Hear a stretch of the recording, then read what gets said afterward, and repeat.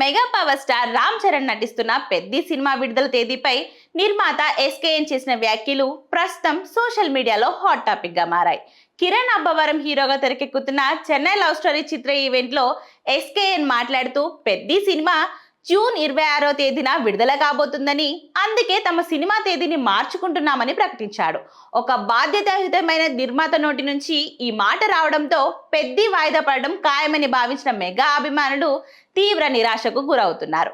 అయితే ఈ గందరగోళంపై ఎస్కేఎన్ తాజాగా ఒక వీడియో విడుదల చేశారు. ఈ వేడుకలో జనం అరుపుల వల్ల తన పక్కనే ఉన్న కో ప్రొడ్యూసర్ సాయి రాజేష్ చెప్పిన మాటలను తప్పుగా అర్థం చేసుకున్నానని ఆయన తెలిపారు. పెద్ది రిలీజ్ డేట్ గురించి బయట కొన్ని వార్తలు వస్తున్నాయి. వాళ్ళు అధికారికంగా ప్రకటించే వరకు మనం ఏమీ చెప్పొద్దు అని సాయి రాజేష్ అంటే, ఆ సమాచారాన్ని తను సరిగ్గా వినలేక ఇప్పటికే డేట్ అనౌన్స్ అయిపోయిందని పొరబడ్డానని ఎస్కేఎన్ స్పష్టం చేశారు. తన వల్ల జరిగిన ఈ పొరపాటుకు ఎస్కేఎన్ క్షమాపణలు తెలిపారు.